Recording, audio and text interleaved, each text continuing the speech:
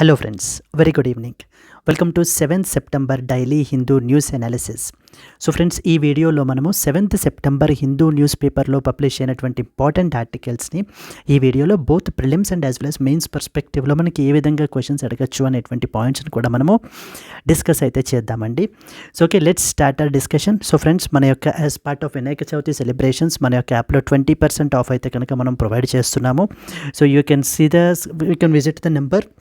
మన వెబ్సైట్ని మీరు విజిట్ చేయొచ్చు. ఇక్కడ స్క్రీన్ మీద కనిపించేటువంటి నెంబర్కి మీరు కాల్ చేసినట్లయితే కనుక so you can enquire whatever your queries are and you can join in the best possible course that is for you. So friends, మనము లెటెస్ట్ స్టార్ట్ ద ఎజెండా చూసే ముందు మనం ఏంటి అని అంటే కనుక Delhi edition of the Hindu news పేపర్ని follow అవుతున్నామండి. ఢిల్లీ ఎడిషన్ నుంచి మనం ఆర్టికల్స్ని అయితే కనుక తీసుకొని ఇక్కడ మనం అనాలిసిస్ అయితే చేస్తున్నాము. చాలా ఎడిషన్స్ ఉంటాయి. Latest see the agenda. అసలు ఇవాళ ఎజెండా ఏంటి అనేటువంటిది చూద్దాం. ఫస్ట్ చూడండి, health ministry approves new treatment regimen for the multi drug resistant TB. This is something related to GS paper 2 health. GS paper 2 health అండర్లో మనం మాట్లాడుకోవాలి. Then next one, judicial appointments not the prerogative of a single individual says Supreme Court. So okay, it comes under GS paper 2 Supreme Court or polity for that matter. Okay, then the next article వచ్చేసి NTCA letter on relocation from the tiger zones draws ire. ఇది వచ్చేసి మనకి GS paper 3 environment and as well as wildlife, particularly tiger reserves. Next one, shared ownership of protected monuments with Waqf board causes conflict, says Archaeological Survey of India. It comes under GS paper 2. Then next one, Quad leaders scheduled to meet in United States on September 21st. It comes under GS paper 2 International Relations Regional Groupings.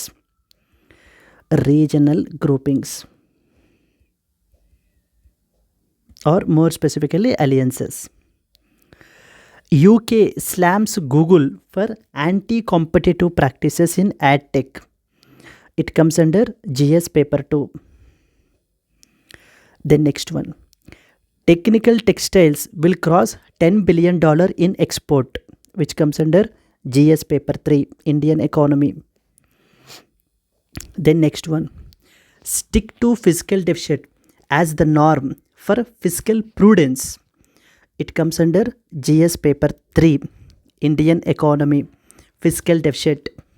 Yes friends, these are the important articles అండి మనం ఈ వీడియోలో చూడాల్సినటువంటివి. Let us go to the detailed explanation. So but before that ఏంటి అంటే small announcement from the LTX classes. UPSC general studies prelims cum mains మనకి ఏంటి అంటే కనుక లైవ్ ప్లస్ రికార్డెడ్ క్లాసెస్ అయితే మీకు అవైలబుల్ అయితే ఉంటాయండి. ఇది మీకు 24,000 రూపీస్కి మీకు అయితే అవైలబుల్ ఉంటుంది. విత్ లైఫ్ టైం వ్యాలిడిటీ అయితే వస్తుంది. Offer valid up till 7 September వరకు మాత్రమే. ఇక్కడ స్క్రీన్ మీద కనిపించేటువంటి నెంబర్కి మీరు కాల్ చేసినట్లయితే మీకు ఏ విధమైనటువంటి డౌట్స్ ఈ కోర్స్ రిలేటెడ్ ఉన్నా కూడా మన యొక్క టీంతో మాట్లాడచ్చు. You can ask all your doubts. Yes, similarly, in case if you love to have an offline preparation, then we have the offline classes at the rate Vizag అయితే మనకు ఉన్నాయండి. Where will be charging UPSC మీకు 35,000 రూపీస్కి charge చేసేది 28,000 రూపీస్కి మీకు అయితే provide చేస్తున్నాము. గ్రూప్ 1 వచ్చేసి 30,000 ఛార్జ్ చేసేది 24,000 మనం ప్రొవైడ్ చేస్తున్నాము. Group 2 22,500 and you will get it at 18,000 rupees only. And that to with the life time validity తోటి మీకు ఈ కోర్సెస్ అయితే కనుక వస్తాయి. ఆఫర్ వచ్చేసి వ్యాలిడ్ అప్ టిల్ 7 సెప్టెంబర్ వరకు మాత్రమే. ఇక్కడ స్క్రీన్ మీద కనిపించే నెంబర్ని స్క్రీన్ షాట్ తీసుకోండి, లేదా కమెంట్ బాక్స్లో కూడా మెన్షన్ చేస్తాను. So try to take that particular number and call it. And if you have any doubts, please feel free to ask all your doubts. If you are first time watching our channel, please try to watch other videos as well in our channel. And అలాగనే మన యొక్క ఛానల్ని subscribe చేసుకోండి. మన యొక్క app download చేసుకుంటే మీకు మనం ప్రొవైడ్ చేసేటువంటి కోర్సెస్ నోటిఫికేషన్స్ అన్నీ కూడా మీకు వస్తాయి. Yes friends, let's start the discussion. First one, Health Ministry approves new treatment regimen for multi-drug resistant TB. So this is something from in the past couple of days మనం already దీనికి సంబంధించినటువంటి ఆర్టికల్ని మనం చూడడం అయితే కనుక జరిగిందండి. దీనికి సంబంధించి ఇప్పుడు ఏంటి అని అంటే కనుక మల్టీ డ్రగ్ రెసిస్టెంట్ టీబీ.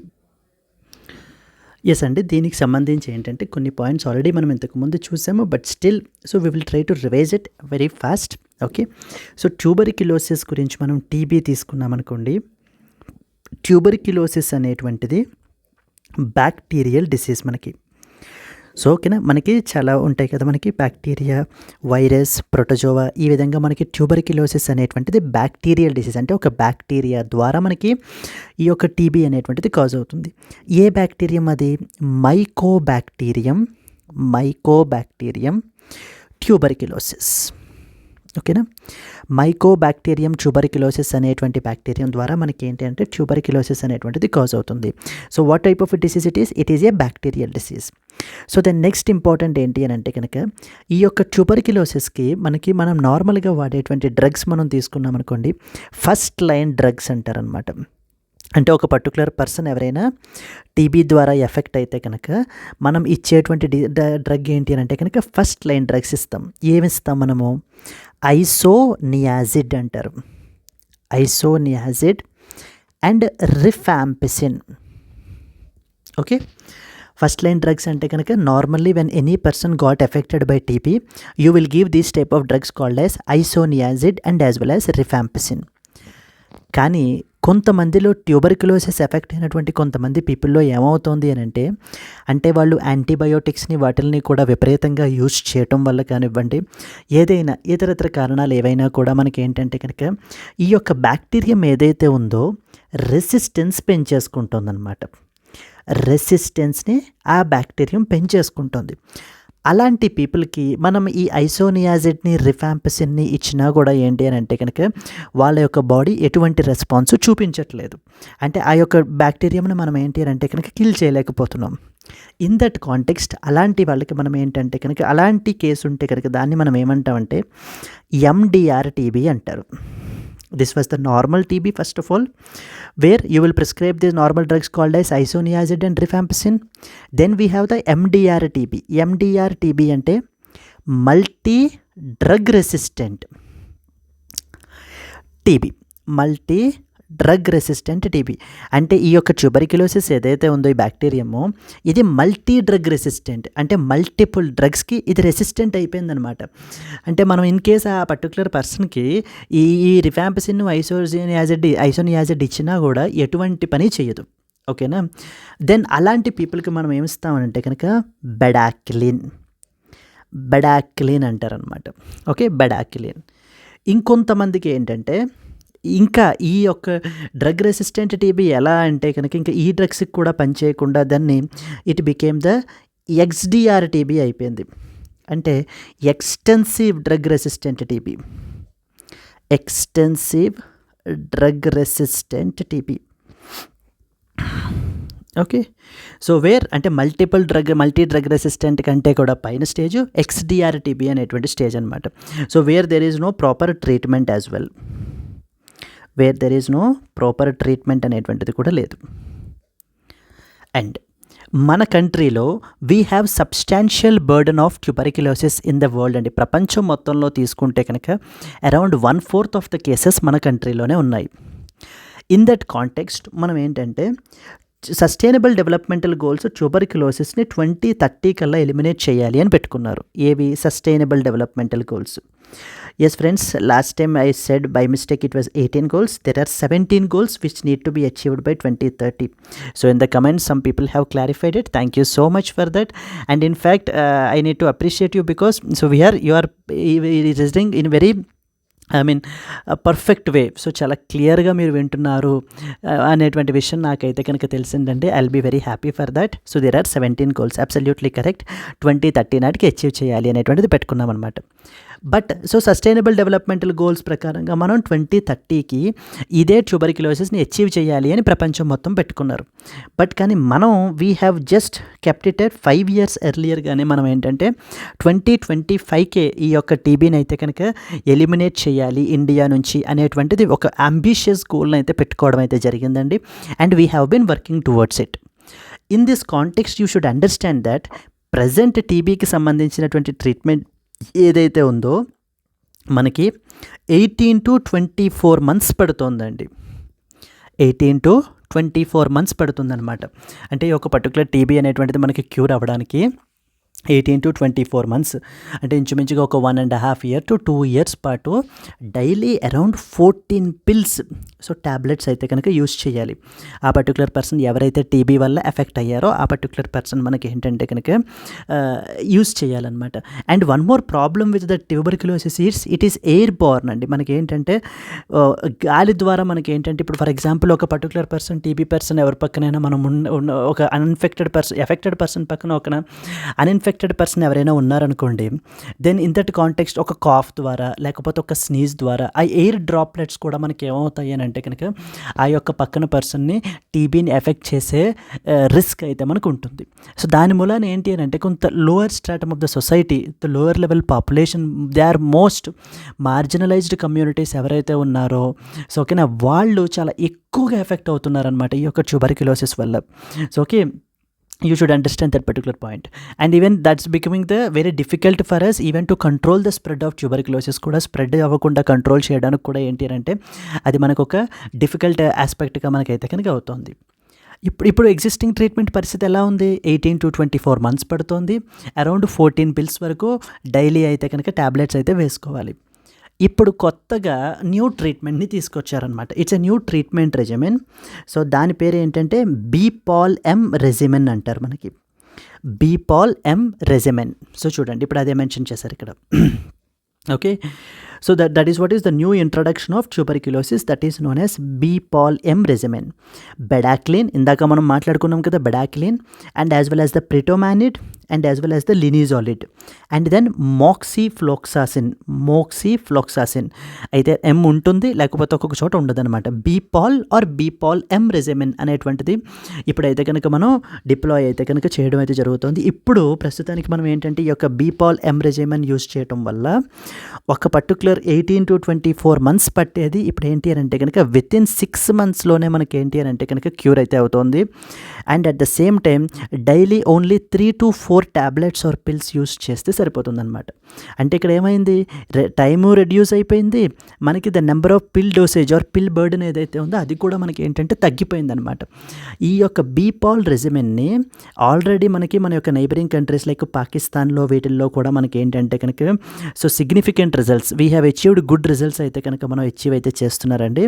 ఇది చూసి మనకి ఏంటి అంటే it's a WHO approved thing. ఇప్పుడు ఇది కూడా మన కంట్రీలో కూడా ఇంట్రడ్యూస్ చేయాలి అని చెప్పేసి మొత్తం గ్రౌండ్ లెవెల్ స్టాఫ్కి వీళ్ళందరికీ కూడా మనకి ట్రైనింగ్ అనేటువంటిదంతా కూడా మనకి ప్రొవైడ్ చేస్తున్నారనమాట. So soon we will have this BPAL regimen in our country, so for the people who are affected with the tuberculosis, and it will be definitely a relief for majority of the people అండి. ఇదే particularly మనం మాట్లాడుకున్నాం కదా MDR TB, normal TB అని చెప్పేసి, ఇది mainly ఎవరికి ఉపయోగపడుతుంది అని అంటే కనుక సో చూడండి MDR టీబీ వాళ్ళకి, మల్టీ డ్రగ్ రెసిస్టెంట్ టీబీ వల్ల ఎఫెక్ట్ అయినటువంటి పీపుల్కి అరౌండ్ మన కంట్రీలో there are 75,000 drug resistant TB patients అయితే కనుక ఉన్నారనమాట. ఈ యొక్క 75,000 డ్రగ్ రెసిస్టెంట్ టీబీ పేషెంట్స్ అందరికీ కూడా ఏంటి అని అంటే డెఫినెట్లీ ఈ యొక్క BPAL రెజిమెన్ ఏదైతే ఉందో ఖచ్చితంగా ఉపయోగపడుతుంది అని చెప్పి గవర్నమెంట్ అయితే మనకి చెప్తోంది. అండ్ హెల్త్ మినిస్ట్రీ రీసెంట్గా దీన్ని అప్రూవ్ కూడా చేశారు. Health ministry recently approved the new treatment regimen for the multi drug resistant TB. So these are some of the important points you should understand. Okay, ఇక్కడ మనకి ఏంటంటే ఎలా అడుగుతారంటే బెడాక్లిన్, ప్రిటోమానిడ్, లినిజాలిడ్ అండ్ మోక్సిఫ్లాక్ససిన్ అనేటువంటి BPAL-M regimen అని చెప్పి రీసెంట్గా న్యూస్లో ఉంది. ఇది ఏ పర్టికులర్ డిసీజ్కి సంబంధించింది అని అడుగుతారు. So it was obviously tuberculosis. మెయిన్స్లో డైరెక్ట్గా వాట్ ఈస్ BPAL రెజిమెన్ అని చెప్పి క్వశ్చన్ మార్క్ పెట్టి does it really help India to achieve its goal to eliminate tuberculosis by 2025? This will be a mains question. ఈ విధంగా మనకి ఏంటంటే GS పేపర్ 2 హెల్త్లో అడిగేటువంటి అవకాశాలు అయితే కనుక ఉంటాయి. ఇక్కడ చూడండి, it added that the country is working towards the elimination of tuberculosis by 2025, 5 years ahead of the global target for eliminating the disease under the sustainable developmental goals. So as part of these efforts, the ministry has introduced the BPAL-M regimen, which is a novel treatment for the MDR TB under its national TB elimination program. high success rate. This regimen includes a new anti-TB drug that is known as pretomanid in combination with bedaquiline and linezolid.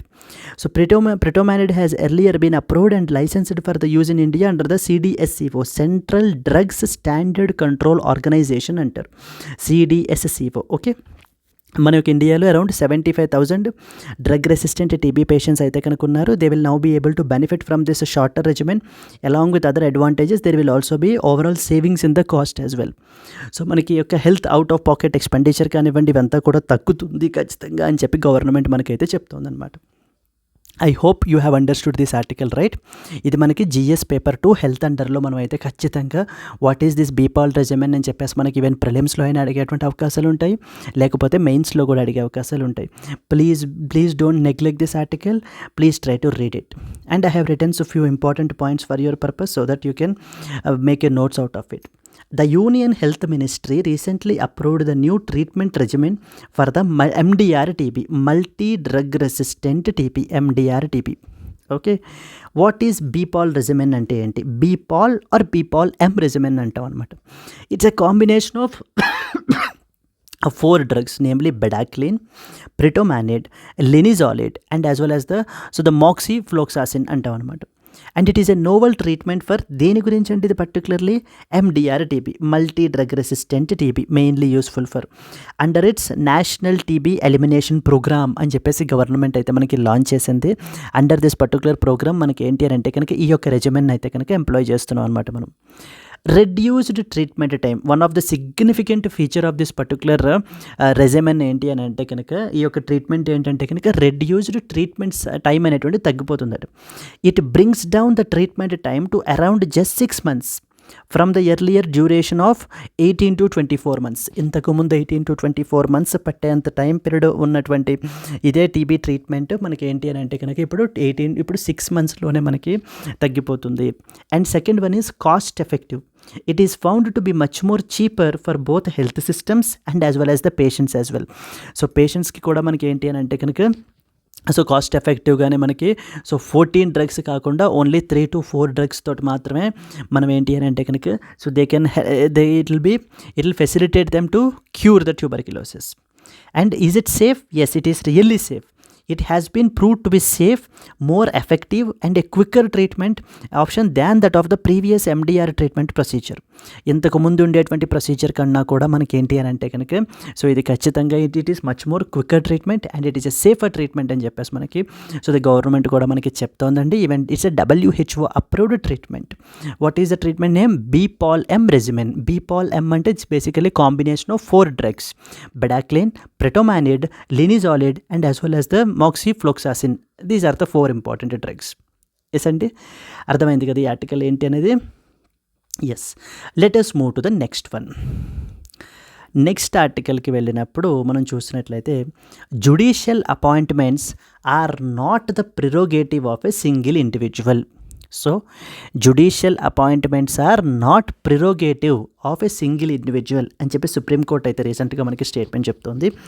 ఏంటి దీని గురించి story ఏంటి అనేటువంటిది మీరు చూసినట్లయితే కనుక it is all about the appointment of judges to high court. Appointment of judges to high court. So supreme Court and as well as high court మనం తీసుకున్నట్లయితే ఈ రెండు కూడా మనకి ఏంటంటే కాన్స్టిట్యూషనల్ కోర్ట్స్ అనమాట. ఈ రెండు కూడా మనకి ఏంటంటే కాన్స్టిట్యూషనల్ కోర్ట్స్. కాన్స్టిట్యూషనల్ కోర్ట్స్ అంటే అర్థం ఏంటంటే these are the courts which have been created by the constitution itself. ఈ యొక్క office of the Supreme Court, institution of Supreme Court and as well as institution of high courts అనేటువంటివి కాన్స్టిట్యూషనే మన కంట్రీలో create చేయడం అయితే జరిగింది. In this context వీళ్ళ పని ఏంటి అని అంటే కనుక కాన్స్టిట్యూషన్ని కాపాడడం.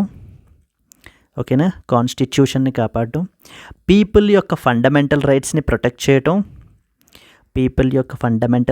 ప్రొటెక్ట్ చేయటం, ఇంకా ఇతర ఇదేదైనా కూడా ఏంటి అని అంటే కనుక checks and balances. Supreme Court for example మీరు తీసుకుంటే checks and as well as balances అంటే executive and as well as legislature ఏ విధంగా ఉన్నాయో వాటి యొక్క పరిధి దాటకుండా సో మిగతా వాటిని డామినేట్ చేయకుండా ఉండే విధంగా చూసుకునేటువంటి ఈ రెస్పాన్సిబిలిటీస్ కూడా మనకి ఏంటంటే సుప్రీంకోర్టుకి అయితే కనుక ఉందన్నమాట. ఇక్కడ ఇష్యూ మొత్తం ఏంటంటే అపాయింట్మెంట్. ఇష్యూ మొత్తం దేని గురించి? అపాయింట్మెంట్ గురించి. అంటే వీళ్ళని ఎలా అపాయింట్ చేయాలి అనేటువంటిది ఒక కాన్సెప్ట్ ఇక్కడ. సో ఇప్పుడు మనం సుప్రీంకోర్టు తీసుకున్నాం అనుకోండి, సుప్రీంకోర్టు మనం తీసుకున్నట్లయితే కనుక సుప్రీంకోర్టుకి something called as collegium system or collegium system అంటామన్నమాట. So yesterday or day before yesterday మనం ఆర్టికల్స్లో మనం చూడడం జరిగింది. Like NJAC, National Judicial Appointments Commission and collegium system గురించి అయితే మనం మాట్లాడాము. So therefore I would like to not to again మళ్ళీ వాటి గురించి ఆ డిబేట్ గురించి మనం ఇక్కడ మాట్లాడట్లేదు. కొలేజియం సిస్టమ్ కొలేజియం సిస్టమ్ అంటే ఒక committee, just like that you can assume it like A committee. So ఓకేనా, ఈ కమిటీ పీపుల్ ఏంటంటే సుప్రీంకోర్టులో ఉన్నటువంటి జడ్జెస్ని రికమెండ్ చేస్తారు. ఈ కొలేజియం సిస్టంలో ఎవరెవరు ఉంటారు అని అంటే చీఫ్ జస్టిస్ ఆఫ్ ఇండియా ఉంటారు, ప్లస్ 4 సీనియర్ మోస్ట్ జడ్జెస్ ఉంటారండి. Chief justice of India and as well as the 4 senior most judges. So ఇప్పుడు ఈ 5 కలిసి ఏం చేస్తారంటే కొత్తగా ఈ యొక్క సుప్రీంకోర్టుకి ఎవరిని అపాయింట్ చేయాలి జడ్జెస్ కింద అనేటువంటి దాన్ని మనకి వీళ్ళు రికమెండ్ చేస్తారు. They will be recommending to whom? They will be recommending to that of the President of India.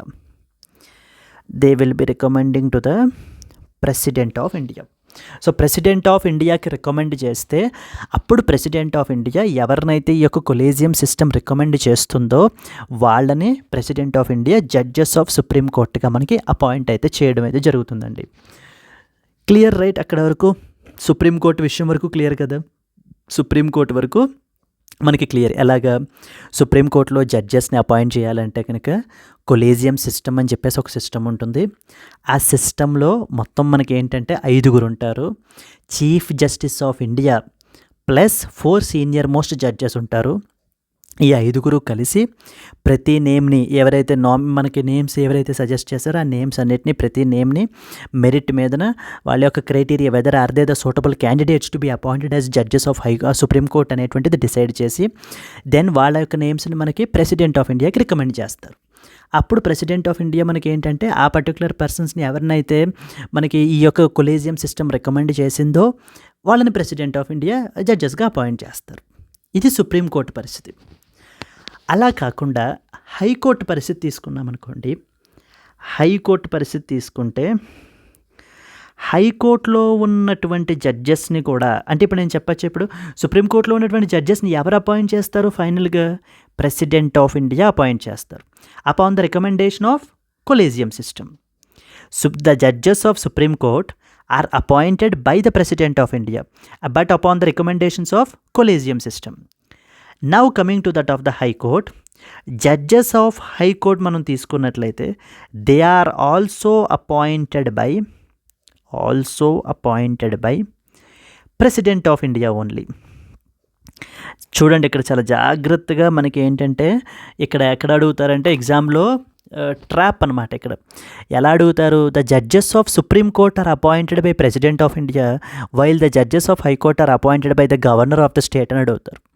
అస్సలు కాదండి. You should be very clear that both the judges of Supreme Court and the judges of high court are appointed by the President of India only. ఆ point మీద మీకు చాలా క్లియర్గా ఉండాలి. Then supreme court విషయానికి వస్తే కనుక ఒక కలేజియం ఉంటుంది. ఆ కలేజియంలో ఎవరున్నారు? Chief justice of India plus 4 senior most judges ఉన్నారు. వీళ్ళు రికమెండ్ చేస్తారు. రికమెండ్ చేసేస్తే ప్రెసిడెంట్ ఏం చేస్తారు అంటే కనుక so the President of India will appoint those particular persons.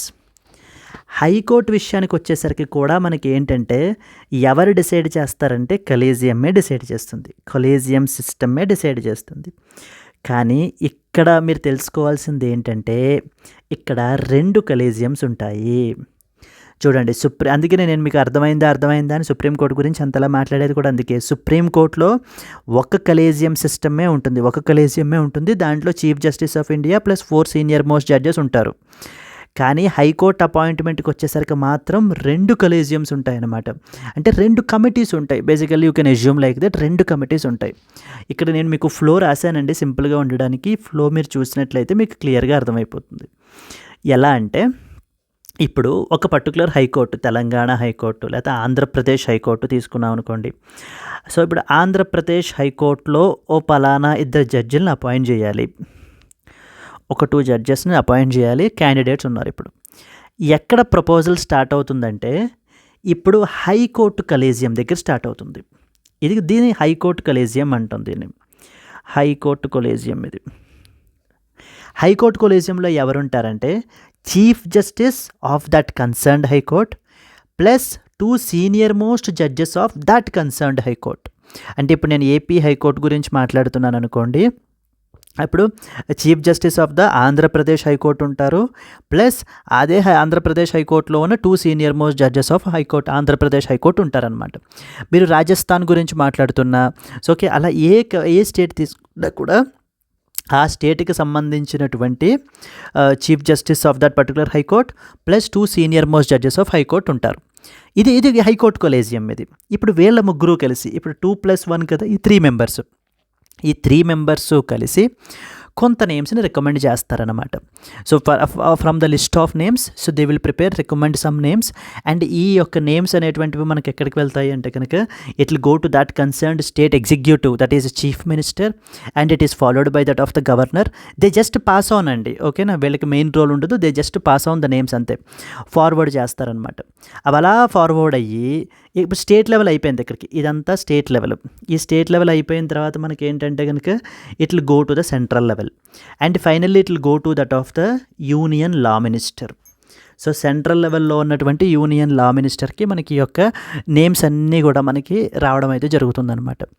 ఇప్పుడు ఈ నేమ్స్ ఎక్కడికి వెళ్తాయంటే సుప్రీంకోర్టు కలేజియంకి వస్తాయి. ఈ నేమ్స్ అన్నీ కూడా ఎక్కడికి వస్తాయి? సుప్రీంకోర్టు కలేజియంకి వస్తాయి అన్నమాట. సుప్రీంకోర్టు కొలేజియంలో చూడండి ఎంతమంది ఉంటారు. చీఫ్ జస్టిస్ ఆఫ్ ఇండియా కామన్గా ఉంటారు, ప్లస్ 2 సీనియర్ మోస్ట్ జడ్జెస్. చూడండి, ఇది సుప్రీంకోర్టు జడ్జెస్ అపాయింట్మెంట్ కాదు, అక్కడైతే 4 మెంబర్స్ ఉన్నారు మనకి.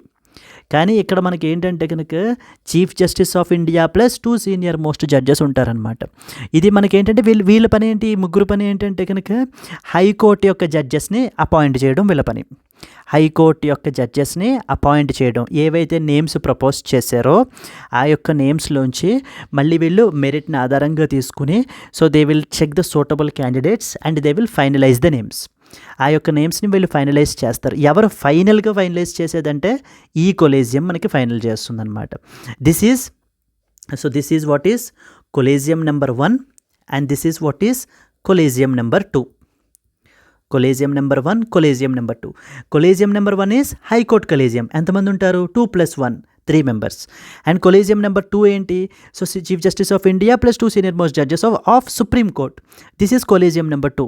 So who are the final authority? This is the final decision authority అనమాట. వీళ్ళు తీసుకుంటారు.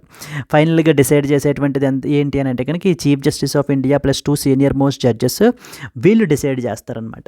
మళ్ళీ ఏవైతే నేమ్స్ పంపిస్తారో వాటిల్లోంచి ఇప్పుడు ఫర్ ఎగ్జాంపుల్ ఒక 2 వేకెన్సీస్ ఉన్నాయనుకోండి, 2 జడ్జెస్ని అపాయింట్ చేయాలి. ఫర్ ఎగ్జాంపుల్ ఒక 10 నేమ్స్ ఆర్ 5 నేమ్స్ పంపించారనుకోండి, hypothetical situations. Then in that context వాటిల్లోంచి 2 ఫైనలైజ్ చేసి ఆ 2 నేమ్స్ని మళ్ళీ యూనియన్ లా మినిస్టర్కి పంపించడం జరుగుతుంది. Union law minister will further forward it to prime minister and prime minister will finally forward it to president of India and president of India appoints. ఇప్పుడు మనం ఇక్కడ చదవండి, ఇక్కడ ఏ point? The judges of High Court are appointed by the President of India. ఇక్కడ ఫైనల్గా ఏమైంది? The judges are also appointed by the President of India. అంతేనా? ఈ ఫ్లో మెయింటైన్ చేస్తారనమాట. ఇంకొకసారి ఈ ఫ్లో ఏంటి అనేది మనం చూసేసినట్లయితే ఇంకొకసారి చూసేద్దామండి. నేమ్స్ అనేటువంటివి జనరల్లీ ఏ పర్టికులర్ స్టేట్లో హైకోర్టులో ఉన్నటువంటి జడ్జెస్ అయితే కనుక ఆయనకి సంబంధించినటువంటి కొలేజియం వాళ్ళు, అంటే ఆ హైకోర్టు కొలేజియం వాళ్ళు first of all they will start the names, proposing the names అనమాట.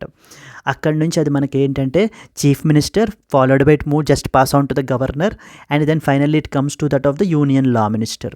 సెంట్రల్ లెవెల్లో యూనియన్ లా మినిస్టర్ మనకి chief justice of India plus 2 senior most జడ్జెస్కి, అంటే కొలేజియం నెంబర్ 2కి, the main collegium which decides the thing, వాళ్ళకి పంపించడం జరుగుతుంది.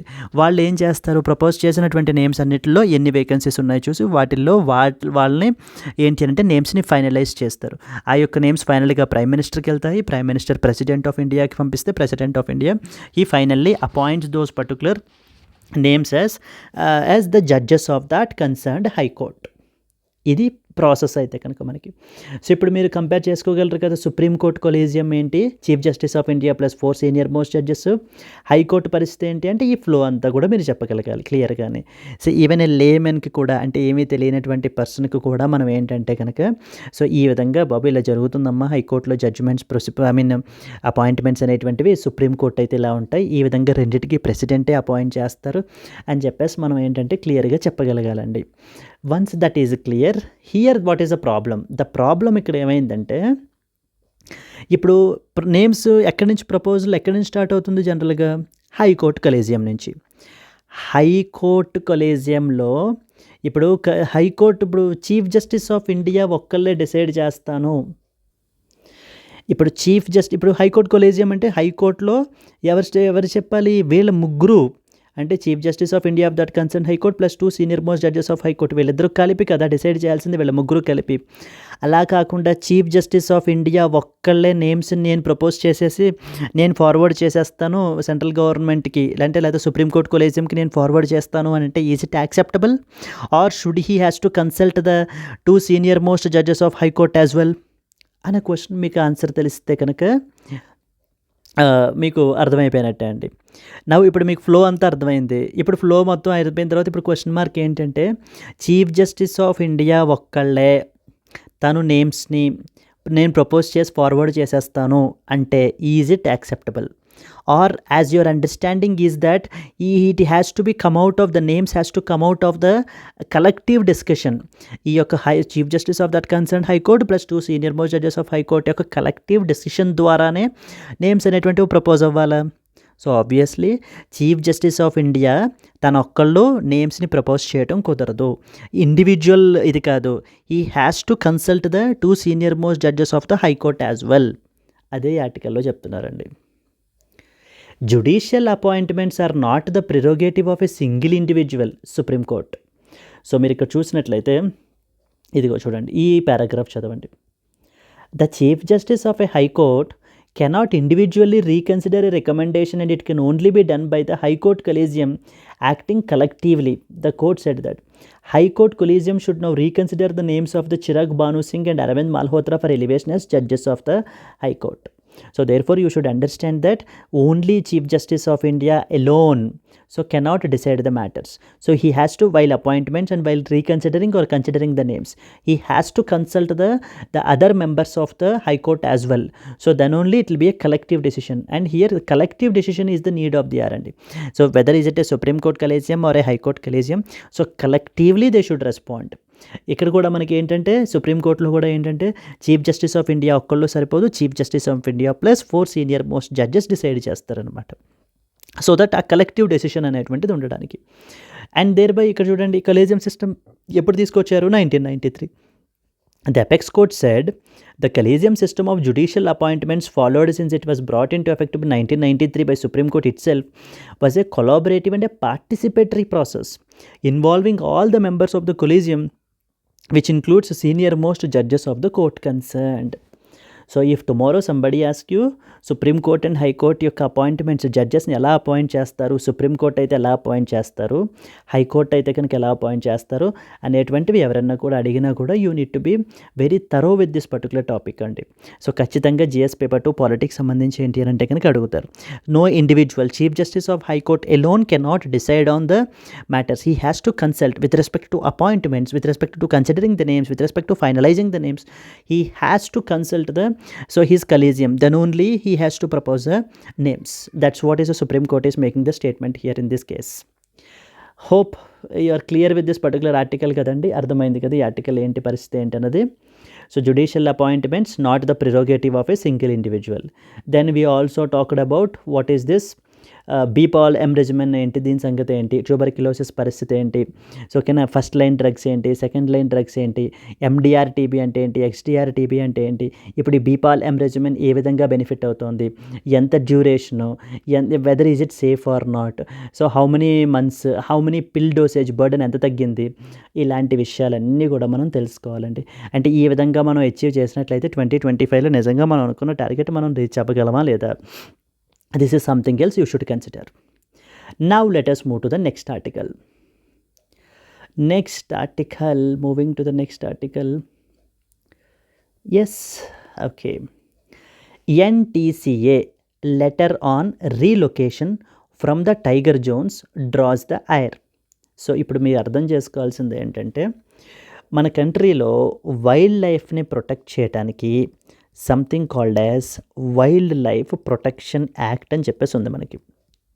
Wild life protection act ఎప్పుడు తీసుకొచ్చారు? 1972లో తీసుకొచ్చారు. ఈ యొక్క వైల్డ్ లైఫ్ ప్రొటెక్షన్ యాక్ట్ 1972 అండర్లో మనము 5 ప్రొటెక్టెడ్ ఏరియాస్ని మనం ఏంటి అని అంటే కనుక క్రియేట్ చేసామండి. క్రియేట్ చేస్తారనమాట ప్రొటెక్టెడ్ ఏరియాస్ని. 5 ప్రొటెక్టెడ్ ఏరియాస్ని మనకి క్రియేట్ చేస్తారు. Like for example the first one వచ్చేసి మనకి శాంక్చురీస్, వైల్డ్ లైఫ్ శాంక్చురీస్ అంటాం కదా, sanctuaries. Second one national parks. Second one is national parks. So okay, the third one is community reserves. Community reserves. Fourth one is conservation reserves. Community reserves, and then comes conservation reserves. Conservation reserves, and finally the last one, tiger reserves. Okay, so ante ee vidhanga, so depending upon the situation and as well as the need, so we will declare that particular as area as a protected area, and we will categorize it as, let's say we will categorize it as a wildlife sanctuary or a national park or a community reserve or a conservation reserve or a tiger reserve. So depending upon the objective that we want to achieve. So here for example ఇప్పుడు మనం news ఐటెంలో మనం తీసుకున్నాం అనుకోండి, tiger reserves are in the news item. So here ఇప్పుడు ఈ tiger reserves విషయానికి వచ్చేసరికి ఏంటి అని అంటే కనుక in order to protect the big cats, so big క్యాట్స్ని మనం ఏంటంటే కనుక ప్రొటెక్ట్ చేయడానికి, so we will declare a particular reserve as a tiger రిజర్వ్గా మనం ఏంటంటే నోటిఫై చేయడం జరుగుతుందన్నమాట. సో నోటిఫై చేసిన తర్వాత మనకి ఏంటి అని అంటే కనుక there are 2 different areas, like we have a core zone or a core area or a buffer zone and as well as a buffer area అని చెప్పేసి మనం పిలుస్తాం. సో ప్రతి రిజర్వ్కి, ప్రతి టైగర్ రిజర్వ్కి ఏంటి అని అంటే కనుక దట్ కోర్ ఏరియా అనేటువంటిది ఉంటుంది. So the core area should be completely the most crucial aspect of that particular reserve and completely free of habitations అయి ఉండాలి అని చెప్పేసి మనకి ఏంటి అని అంటే కనుక డిఫైన్ చేసామన్నమాట. ఇక్కడ మీరు చూసినట్లయితే ఇక్కడ చూడండి, ద కోర్ జోన్, ఇది core zone or a core area అని చెప్పాం కదా. The core zone refers to the portion in a tiger reserve where tribals cannot live and activities such as hunting and as well as collecting forest produce is completely banned. So okay, ఈ యొక్క human habitation అనేటువంటిది ఏదైతే ఉందో, so the completely strictly prohibited అనమాట. So the core zone is a tiger reserve area where tribals cannot live while hunting and collecting the forest produce is banned అని చెప్పేసి మనకి wild life protection act 1972 అండర్లో define చేసినటువంటి ఈ area మనకైతే కనుక ఉంటుంది. And the area that is surrounding this core zone is called as buffer zone. Buffer జోన్లో ఏంటి అని అంటే we will have certain restrictions, but కానీ కోర్ జోన్లో పెట్టినంత రిస్ట్రిక్షన్స్ మనమైతే పెట్టడం జరగదు. సో బఫర్ జోన్లో ఏంటి అని అంటే we will regulate some, will reach the restrictions అనమాట. ఇప్పుడు మనం చూసినట్లయితే మన కంట్రీలో ఈ యొక్క టైగర్ రిజర్వ్స్ అన్నిటినీ కూడా రెగ్యులేట్ చేయడానికి ఒక ఇంపార్టెంట్ బాడీని మనకి కన్స్టిట్యూట్ చేసాం. That is called as NTCA. NTCA అంటే national, T for tiger, C for conservation, A for authority. National tiger conservation Authority NTCA అని చెప్పేసి మనం ఏంటి అని అంటే కనుక సో ద డిఫైన్ చేయడం ఒక అథారిటీ అయితే ఉందండి మన కంట్రీలో. వీళ్ళు ఏంటి అని అంటే ఒక లెటర్ అయితే కనుక రాశారట. NTCA letter on relocation from tiger zones draws ire. ఎవరెవరైతే ఈ యొక్క టైగర్ రిజర్వ్స్లో ఉన్నటువంటి కోర్ జోన్స్లో పీపుల్ ఉంటారో వాళ్ళందరినీ కూడా రీలొకేట్ చేయమని చెప్పేసి ఏంటి అంటే లెటర్ అయితే రాశారు. Giving to asking all the state governments, అన్ని స్టేట్స్కి కూడా ఏంటి అంటే కనుక సో ఎందుకంటే మనం అప్పుడే టైగర్ రిజర్వ్స్ని బెటర్గా మనం మేనేజ్ చేయగలము, ఈ యొక్క టైగర్ కన్జర్వేషన్ ఏరియాని మనం ఏంటి అంటే కనుక ఇంకా ఎఫెక్టివ్గా ఇది చేయగలము అని చెప్పేసి మనకి రాయడం జరిగింది. చూడండి, a recent letter by the National tiger conservation Authority NTCA which is the apex body tasked with tiger conservation asking 19 states to prioritize the removal of villagers who are residents in the core tiger zones has drawn the ire of several organizations and activists who have written to the Union Environment Minister Bhupendra Yadav protesting against these directions.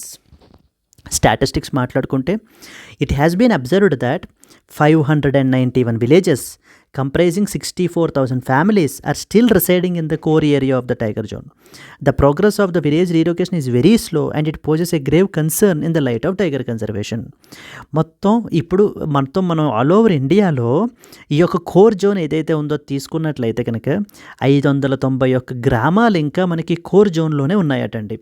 ఈ యొక్క 591 గ్రామాల్లో మనకి around 64,000 మంది ఏంటంటే కనుక ఇంకా core జోన్లోనే ఉన్నారు ఇప్పటికీ కూడా. వీళ్ళందరినీ కూడా ఏంటి అని అంటే కనుక రీలొకేట్ చేయాలి, బికాస్ కోర్ జోన్లో ఎటువంటి హ్యూమన్ హ్యాబిటేషన్స్ అలౌ లేదు. So that then only we can better protect the reserve అని చెప్పేసి మనకి ఏంటంటే టైగర్ కన్జర్వేషన్ అనేటువంటిది మనం ఇంకా బెటర్గా చేయగలము అని చెప్తున్నారు. అండ్ ఈ యొక్క రిజర్వ్ ఈ యొక్క రీలొకేషన్ అనేటువంటిది కూడా very slowly it is moving అని చెప్పి మనకి ఈ యొక్క NTCA వాళ్ళు లెటర్ అయితే రాయడం జరిగిందండి. ఇప్పుడు ఈ opposition parties, not only opposition parties, environmental activists, different organisations, వీళ్ళందరూ కూడా ఏంటి అని అంటే కనుక so now they have been protesting, they are now serious over this particular matter అనమాట. Because there are already so many laws which protects these particular people అని చెప్పి మనకి చెప్పడం అయితే జరుగుతుంది ఈ ఆర్టికల్లో. I hope you are able to understand, right?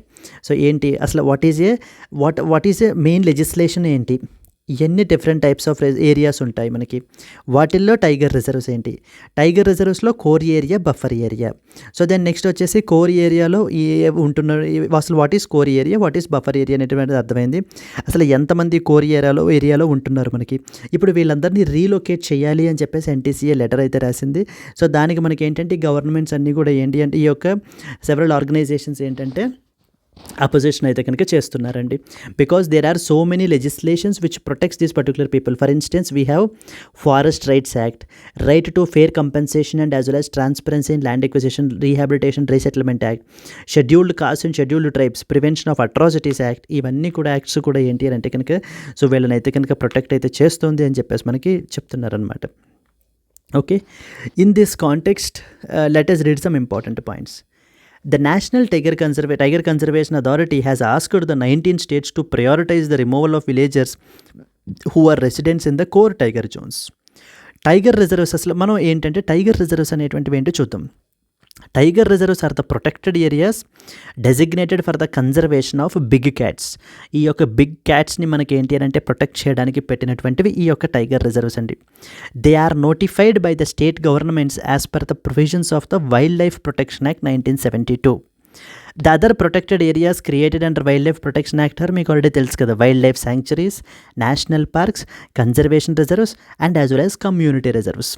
Okay, then so few important points about NTCA, very important from the prelims perspective, చాలా ఖచ్చితంగా అడుగుతారండి. NTCA is a statutory body that is constituted under Wildlife Protection Act 1972 which was amended in 2006. So 2006లో మనకి ఈ యొక్క wild life protection act 1972ని amendment చేసి ఈ యొక్క నేషనల్ టైగర్ కన్జర్వేషన్ అథారిటీ అనేటువంటి దాన్ని మనకి క్రియేట్ చేశారు. NTCA వచ్చేసి మనకి ఏంటి అని అంటే కనుక స్టాట్యూటరీ బాడీ అండ్ ఇది మనకి ministry of environment, forests and climate change అండర్లో మనకి అయితే కనుక ఈ యొక్క అథారిటీ అయితే కనుక వర్క్ చేస్తుందండి. Union environment minister is the chairperson of NTCA. ఖచ్చితంగా మీకు అడిగేటువంటి అవకాశాలు చాలా ఎక్కువ ఉంటాయి. NTCAకి మనకి ఎవరు చైర్పర్సన్ అంటే కనుక మనకి union environment minister is the chairperson for the NTCA, national tiger conservation authority. ఇక్కడ మనకి ఎలా అడుగుతారు అంటే కనుక the prime minister is the chairperson for the NTCA అని చెప్పేసి అడుగుతూ ఉంటారు. But you should understand that the union environment minister is the chairperson for the NTCA, national tiger conservation authority. Yes, right. So these are the some of the important points with respect to this article you must and should know అండి. Wild life ప్రొటెక్షన్కి సంబంధించినటువంటి important article అనమాట ఇది. So కాబట్టి try to read it from their perspective.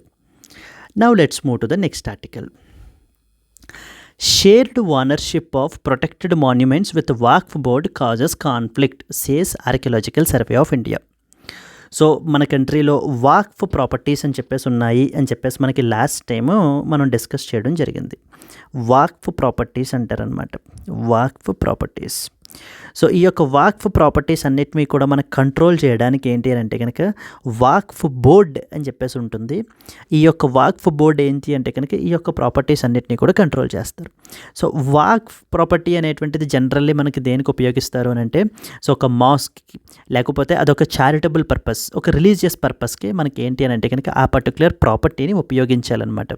అలాంటి properties అన్నీ కూడా మనకి ఏంటంటే వాక్ఫ్ ప్రాపర్టీస్ అంటారు. ఈ వాక్ఫ్ ప్రాపర్టీస్ అన్నిటినీ కూడా గవర్న్ చేయడానికి, రెగ్యులేట్ చేయడానికి లేదా చూసుకోవడానికి వాక్ఫ్ బోర్డ్ అని కూడా ఒకటి పెట్టడం జరిగింది. ఇప్పుడు రీసెంట్గా కొత్తగా మనకి వాక్ఫ్ అమెండ్మెంట్ బిల్ 2024 అయితే తీసుకురావచ్చారు. బట్ కానీ ఏంటి అని అంటే కనుక there is so many opposition అది ఉండడం వల్ల దానికి మనకి ఏంటి అని అంటే కనుక పార్లమెంటరీ ప్యానెల్కి, జాయింట్ పార్లమెంటరీ కమిటీకి మనకి రికమెండ్ చేశారండి. సో ఇప్పుడు ఏంటంటే ఆర్కియలాజికల్ సర్వే ఆఫ్ ఇండియా అని చెప్పి మన కంట్రీలో ఒక బాడీ ఉంది. అది మీకు ఆల్రెడీ తెలుసు. మన యొక్క నేషనల్ మాన్యుమెంట్స్ని వీటిలన్నిటినీ కూడా ప్రొటెక్ట్ చేసేటువంటి ఇంపార్టెంట్ బాడీ మనకి ఏంటి, archaeological survey of India. So what archaeological survey of India is basically saying is that మేము ఏదైతే ప్రాపర్టీస్ చూస్తున్నామో నౌ వాక్ఫ్ బోర్డులో కూడా సంబంధించిన సేమ్ ప్రాపర్టీస్ వాళ్ళ కంట్రోల్లో కూడా ఉన్నాయి. ఎగ్జాంపుల్స్ వచ్చేసి వీళ్ళు ఏం చెప్తున్నారంటే Fatehpur Sikri in Agra, Atala Masjid in Jaunpur. So ఇవి మనకి ఏంటంటే కనుక ఇవి both archaeological survey of India control చేస్తుంది అండ్ అలాగే వాక్ఫ్ బోర్డు కూడా చూసుకుంటుంది అనమాట. అంటే డ్యూయల్ కంట్రోల్ ఉంది వీటి మీద.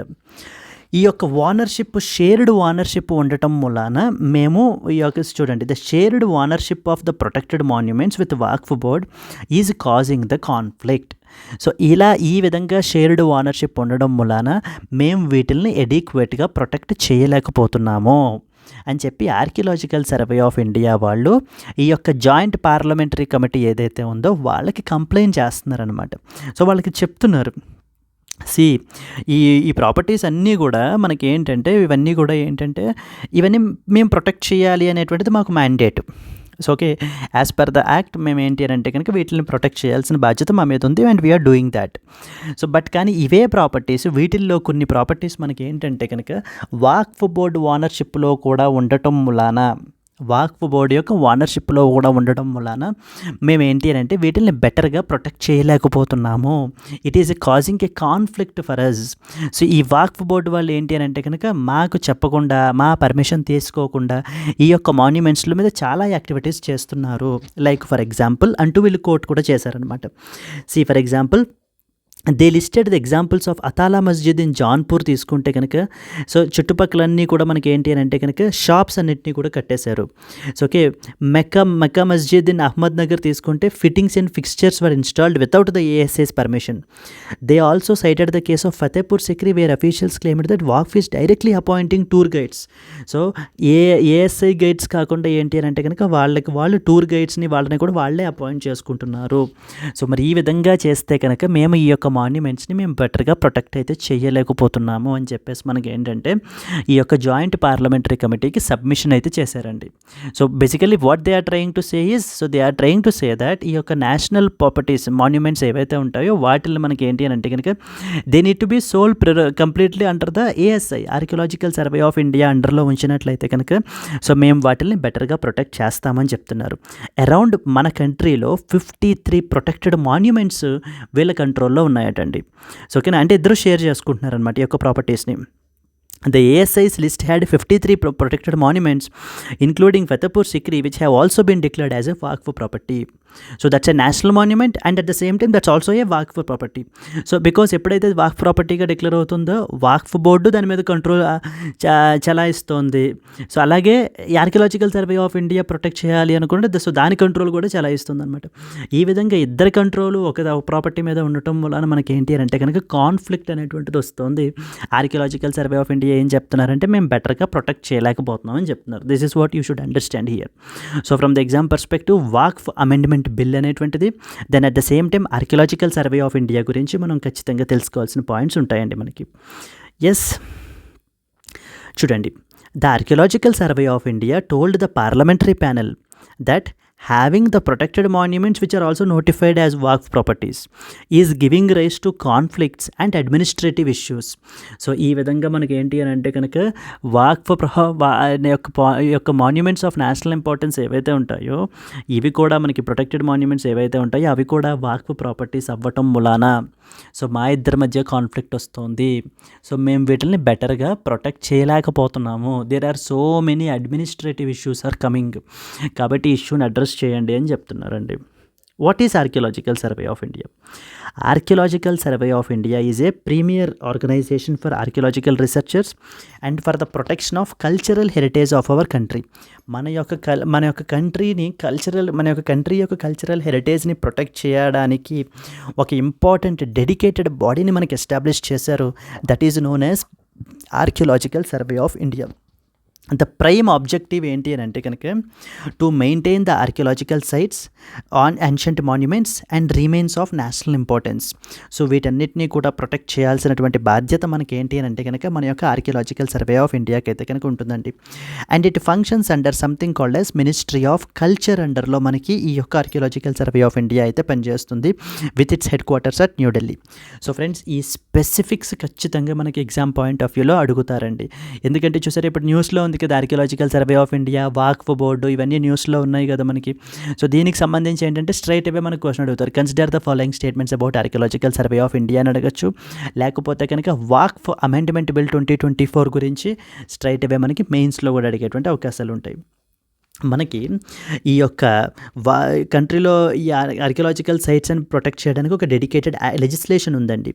It regulates all the activities as per the provisions of the ancient monuments and the archaeological sites and remains act 1958.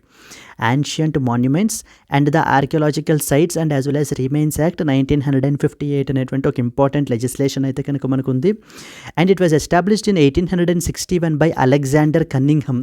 So for the very first time మన కంట్రీలో ఆర్కియాలజికల్ సర్వే ఆఫ్ ఇండియా మనకి 1861లో అయితే establish చేశారు. So with the head Alexander Cunningham is the head of this particular organisation, ASI. ASI is basically that body in our country so which protects these protected monuments and as well as the monuments of national importance. So and వీటిలన్నిటినీ కూడా మనకి protect చేసేటువంటి రెస్పాన్సిబిలిటీని మనము ఈ యొక్క New Delhi headquartered body known as archaeological survey of India అండర్లో మనం పెట్టడం అయితే కనుక జరిగింది.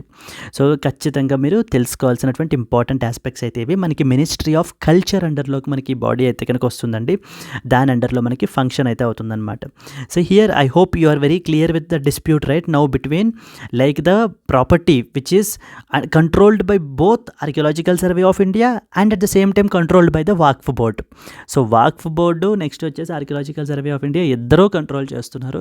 మరి ఎప్పుడైతే డ్యూయల్ కంట్రోల్ ఉంటుందో obviously it results in the conflict. Correct, right? So these are something, this is the next important article you are expected to know. Let's move to that of the next article.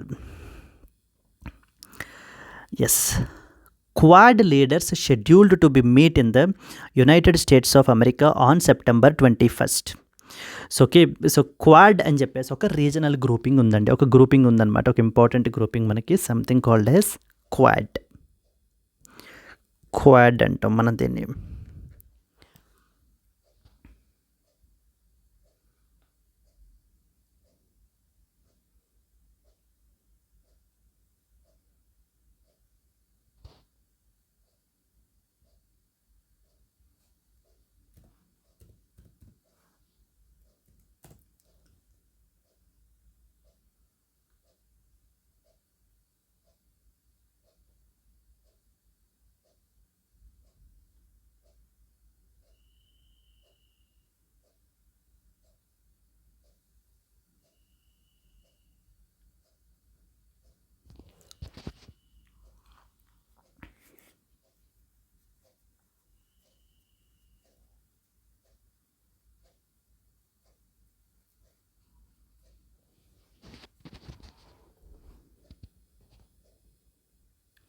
Yes, so quad గురించి మనం చూసినట్లయితే కనుక, so quad అనేటువంటిది మనం full form తీసుకున్నట్లయితే కనుక quadrilateral security dialogue అంటారండి.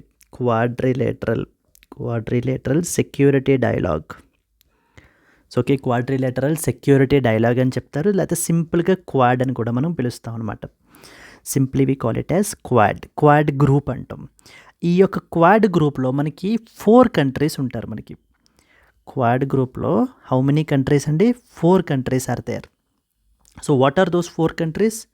So we have India, we have Japan, we have Australia and we have United States of America.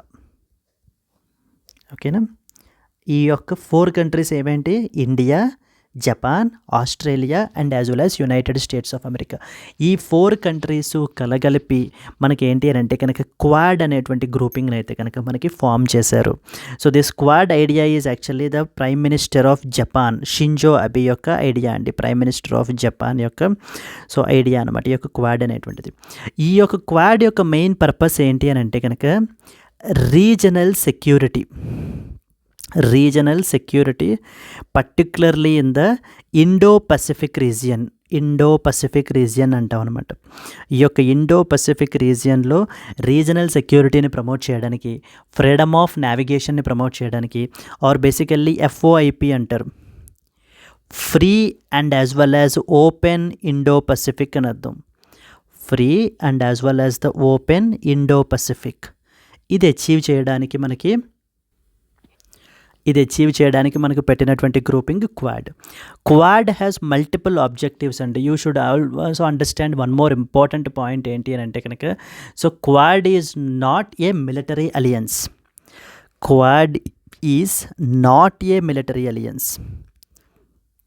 ఓకేనా? AUKUS is for example AUKUS is military alliance. AUKUS అంటారు, AUKUS is a military alliance. So for example, Australia, UK and as well as USA. So కలిపి మనకి they have created something called as AUKUS అని చెప్పేసి మనకి create చేశారు. So that is a military alliance. But మన యొక్క quad వచ్చేసి ఏంటి అని అంటే కనుక purely it is not a military alliance, because we discuss on so many topics here.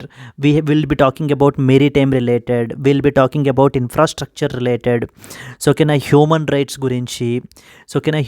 gurinchi, then next వచ్చేసి ఏంటి అని అంటే కనుక democracy. We talk about so many aspects of quad గురించి ఏంటి అని అంటే కనుక ఇక్కడ మనం మాట్లాడుకోవడం జరుగుతుంది. సో క్వాడ్లో మనకి ఎన్ని మెంబర్ కంట్రీస్ ఉంటారు? 4 మెంబర్ కంట్రీస్ ఉంటారండి. సో మెయిన్లీ వీళ్ళ ఒక ఆబ్జెక్టివ్స్ ఏంటంటే కనుక ఇండో-పసిఫిక్లో రీజనల్ సెక్యూరిటీని మనం ఏంటంటే ప్రమోట్ చేయటము, సంథింగ్ కాల్డ్ యాజ్ FOIP అంటారు, free and as well as open Indo-Pacific అని అర్థము. క్వాడ్ అనేటువంటిది మనకి ఏంటి అని అంటే కనుక మిలిటరీ అలియన్స్ కాదు. But unlike we have the another grouping that is called as AUKUS అని చెప్పేసి మనకు గ్రూపింగ్ ఉంటుందన్నమాట. That is a military alliance. So క్వాడ్లో మనం అపార్ట్ ఫ్రమ్ ద ఈ యొక్క డిఫెన్స్ రిలేటెడ్ ఆస్పెక్ట్సే కాకుండా మనం ఏంటంటే మెరిటైమ్ గురించి మనం మాట్లాడుకుంటాం, ఇన్ఫ్రాస్ట్రక్చర్ ప్రాజెక్ట్స్ గురించి మాట్లాడుకుంటాం, హ్యూమన్ రైట్స్ గురించి మాట్లాడతాం, డెమోక్రసీ గురించి, రూల్ ఆఫ్ లా గురించి, వీటన్నిటి గురించి కూడా ఏంటి అని అంటే కనుక so will be discussing. And another important thing ఏంటి అని అంటే కనుక రైజ్ ఆఫ్ చైనాస్ ఇన్ఫ్లుయెన్స్ని కౌంటర్ చేయడానికి కూడా, సో ఓకేనా, చైనాస్ ఇన్ఫ్లుయెన్స్ని మనం ఏంటి అని అంటే కనుక కౌంటర్ చేయడానికి కూడా మనం ఏంటంటే one of the objective of the quad. ఈ యొక్క ఇండో-పసిఫిక్ రీజియన్లో చైనా యొక్క ఇన్ఫ్లుయెన్స్ పెరిగిపోకుండా, చైనా ఈ యొక్క ఏషియన్ రీజియన్ ఇండో-పసిఫిక్ రీజియన్ని డామినేట్ చేయకుండా, so called balance of power చేయడానికి మనం ఏంటి అని అంటే కనుక సో దాన్ని కంట్రోల్ చేయడానికి, దాన్ని కౌంటర్ చేయడానికి this region, what ever the region Indo Pacific region ఏదైతే ఉందో this is region should be A rules based order అయి ఉండాలి. సో ఓకేనా, అంటే అర్థం ఏంటి అని అంటే కనుక it's like so the rules need to be everybody, rule of law it should be common for everybody, every country has same ఇది ఉంటుందన్నమాట. అంతే తప్ప one country cannot dominate on another countries. Like for example China is now increasing its influence in the South China సీలో. మనకి ఏంటి అని అంటే కనుక చైనా తన యొక్క ఇన్ఫ్లుయెన్స్ని పెంచుకుంటుంది మనకి సౌత్ చైనా సీలో. పర్టికులర్లీ మనకి ఏంటంటే తన యొక్క టెరిటోరియల్ ఎక్స్టెంట్ని పెంచుకోవాలి అని చెప్పేసి మనకి చూస్తుందన్నమాట. సో ఇన్ దిస్ కాంటెక్స్ట్ మనకి ఇలాంటప్పుడు అది కౌంటర్ చేయడానికి మనకు పెట్టినటువంటి గ్రూపింగ్ ఏంటి అని అంటే కనుక this grouping called as quad అని చెప్పేసి అంటారు. క్వాడ్ అంటే క్వాడ్రిలేటరల్ సెక్యూరిటీ డైలాగ్ అని అర్థమండి. 4 కంట్రీస్ అయితే దీంట్లో మనకు ఉంటారు. సో అయితే వీళ్ళకి సంబంధించి ఏంటి అని అంటే క్వాడ్కి సంబంధించి ఒక ప్రాపర్ సెక్రటేరియట్ కానివ్వండి, లేకపోతే ఇలా ఏమీ ఇదిగా ఉండదు అనమాట. It's like an informal group, you can say it like A informal group అనమాట ఇది మనకి. త్రూ డిఫరెంట్ మీటింగ్స్ ద్వారా, సమిట్స్ ద్వారా. సో మనకి ఏం చేస్తూ ఉంటారంటే కనుక ఈ యొక్క క్వాడ్ యొక్క ఆబ్జెక్టివ్స్ ఏవైతే ఉన్నాయో వాటిని మనం మీట్ అవ్వడానికి ప్రయత్నిస్తూ ఉంటాము. సో అంతే తప్ప మనకి డెడికేటెడ్గా ఒక సెక్రటేరియట్ లేకపోతే ఇదేంటంటే ఒక ఒక ఫర్ ఎగ్జాంపుల్ ఒక నాటో లాగా, లేకపోతే యునైటెడ్ నేషన్స్, ఇప్పుడు చూడండి యునైటెడ్ నేషన్స్ సెక్రటేరియట్ ఉంటుంది. సో అలా మనకి ఏంటి అని అంటే కనుక ఒక సెక్రటేరియట్ లాగా అలాంటివి ఏమీ కూడా మనకి ఉండవన్నమాట. క్వాడ్లో అంతా కూడా ఏంటంటే నార్మల్ సమిట్స్, నార్మల్ మీటింగ్స్ అవి కండక్ట్ చేయటము, so normal exchanges, best practices, information exchange చేయటము, ఇలాంటివన్నీ కూడా మనము సో చేయడం అయితే జరుగుతుందన్నమాట. So Quad has, you should understand that what is its prime objective is regional సెక్యూరిటీని ప్రమోట్ చేయటం. అంటే ఇప్పుడు ఇంటర్నేషనల్ ఆర్డర్ని మనం ఏంటంటే కనుక ఇంటర్నేషనల్ లాని రెస్పెక్ట్ చేయాలి. ఇంటర్నేషనల్ లాని రెస్పెక్ట్ చేయడం అంటే for example so we have something called as UNCLOS అని చెప్పేసి ఉంది కదా మనకి. అన్క్లాజ్ అంటారు. అన్క్లాజ్ అంటే ఏంటండి, United Nations convention on law of the sea. United Nations convention on law of the sea అంటాం అనమాట. On law of the sea. So okay, we have this UNCLOS convention 1982లో మనకు వచ్చింది. ఇది సింప్లీ దీన్ని అన్క్లాజ్ అంటారనమాట. అన్క్లాజ్ అంటే అర్థం ఏంటంటే United Nations convention on law of the Sea అని చెప్పేసి అర్థం మనకి. సో ఓకే, ఇప్పుడు ఈ కన్వెన్షన్ ఏం చేస్తుంది అని అంటే ఈ యొక్క మెరిటైమ్ వాటర్స్ ఏవైతే ఉన్నాయో వాటిల్ని మిగతా వాటికి క్లియర్గా షేర్ చేస్తుంది అనమాట. Like in the form of EEZ అంటారు. సో ఈఈజెడ్ అంటే ఎక్స్క్లూజివ్ ఎకనామిక్ జోన్ అని అర్థం. Exclusive economic zone. But China ఏం చేస్తుందంటే ఈ యొక్క ఈఈజెడ్స్ విషయంలో ఈఈజెడ్ని అంటే అవతల కంట్రీస్ యొక్క ఈఈజెడ్ని రెస్పెక్ట్ చేయకుండా ఆ పర్టికులర్ మెరిటైమ్ టెరిటరీ అంతా కూడా నాదే అని చెప్పేసి ఏంటి అని అంటే కనుక తన యొక్క ఇన్ఫ్లుయెన్స్ని ఎగ్జర్ట్ చేస్తూ కంట్రీస్ లైక్ ఫిలిప్పైన్స్, వియత్నాం వీటితోటి మనకి ఏంటి అని అంటే కనుక ఎప్పటికప్పుడు so always it will be in the డిస్ప్యూట్స్లో అయితే మనకు ఉంటుందన్నమాట ఈ యొక్క సౌత్ చైనా సీ. అంటే ఈ విధంగా ఇక్కడ ఉన్న దేశాలన్నీ కూడా ఇంటర్నేషనల్ లాని రెస్పెక్ట్ చేయాలి. So okay, freedom of navigation ఉండాలి అందరికీ కూడా, అన్ని దేశాలకి కూడా అని చెప్పి మనకి ఈ యొక్క బాడీని మనకి పెట్టడం అయితే జరిగింది. That is something called as quad. Okay, ఈ క్వాడ్కి సంబంధించినటువంటి మీటింగ్ అయితే కనుక ఇప్పుడు మనకి సో జరగబోతోందండి. యాక్చువల్లీ అయితే న్యూఢిల్లీలో పెట్టాలి అని చెప్పేసి అయితే అనుకున్నారు last year. But however so it's not going to happen. In United States of అమెరికాలో అయితే కనుక ఇప్పుడు మీట్ అవ్వబోతున్నారనమాట. Quad leaders are scheduled to meet in United States of America on September 21st. New Delhi will miss its turn to host the Quad Summit in India this year. Sources confirmed as leaders of USA, Australia, Japan and India will meet in the USA. Instead, at a special summit ahead of the UN meetings later this month. So ఈ సెప్టెంబర్లోనే మనకి ఏంటంటే చాలా meetings అయితే ఉన్నాయండి. One of the main meeting ఏంటి అంటే కనుక UN summit of the future అని ఉందన్నమాట. ఒక meeting, important meeting, UN summit of the future అనేటువంటి మీటింగ్ ఒకటి ఉంది. నెక్స్ట్ వచ్చేసి United nations general assembly every year జరిగే మీటింగ్ ఒకటి ఉంది. సో ఓకే, ఇవన్నీ కూడా ఈవెంట్స్ అన్నీ కూడా మనకి ఏంటంటే యునైటెడ్ స్టేట్స్ ఆఫ్ అమెరికాలో ఇప్పుడు ఉన్న మూలాన ఏంటి అంటే ఇప్పుడు క్వాడ్ని కూడా మనకి అక్కడే హోస్ట్ చేస్తున్నారనమాట. ఇంకా still the venue is not yet clear. But however so you need not worry about venue అండి. వెన్యూ ఇప్పుడు ఎక్కడ పెట్టాలి ఏంటి అనేటువంటిది మన కాన్సెప్ట్ కాదు. మన కాన్సెప్ట్ అంతా ఏంటంటే what role does Quad play in promoting the regional security, in ensuring that everybody has this free and as well as open Indo-Pacific. So how it ensures that everybody respects international law. So it ensures that how the countries ఓకేనా ఈ points మీద మనం ఏంటి అని అంటే కనుక so the role of Quad ఏంటి అనేటువంటివి మనం అయితే చూడాలి. These are some of the important points that you are expected to know అండి. I hope it is clear, right? Let's move to that of the next article. UK slams Google for anti-competitive practices in ad tech. So ఓకేనా, ఇప్పుడు మనం చూసినట్లయితే కనుక search engine విషయానికి వస్తే కనుక మనకు తెలిసిందల్లా ఒక్కటే గూగుల్. సో ఓకే, ఈ యొక్క మన కంట్రీలో కూడా ఏంటి అని అంటే కనుక యాంటీ కాంపిటేటివ్ ప్రాక్టీసెస్లో ఇండల్జ్ చేసినట్లయితే అంటే ఫెయిర్ కాంపిటీషన్ అనేటువంటిది ఉండకుండా మిగతా కాంపిటేటివ్ ప్లేయర్స్ ఎవరైతే ఉంటారో వాళ్ళని ఎఫెక్ట్ చేసే విధంగా సో ఓకేనా ఆ కాంపిటీషన్ని దెబ్బతీసే విధంగా మనకి ఏంటి అని అంటే కనుక కంట్రీస్ చేసినట్లయితే కనుక ఈ కంపెనీస్ చేసినట్లయితే కనుక కంట్రీస్ అనేటువంటివి యాక్షన్స్ తీసుకుంటారండి. Particularly European countries. ఇప్పుడు మీరు చూసినట్లయితే కనుక UK slams the Google for its anti-competitive practices in the ad tech. So ఓకేనా, అడ్వర్టైజ్మెంట్ మనకి టెక్ తీసుకున్నట్లయితే కనుక దీంట్లో మనకి గూగుల్ మీదన సో చూడండి ఫైన్ అనేటువంటిది ఇంపోజ్ చేయడం జరుగుతుంది. Google was slammed Friday by UK regulators who says that it is taking advantage of its dominance in the digital advertising to thwart the competition in Britain. So the ratcheting up the pressure that the tech giant is facing on both sides of Atlantic over its ad tech business practices.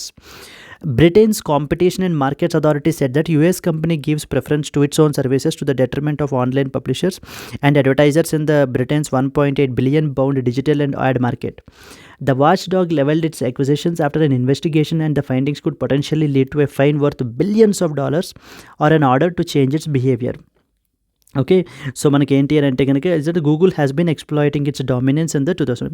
So because of due to the dominant nature in it, so ఒక dominance ఉన్న మూలాన even the Google always try to use its dominant power in India as well అండి.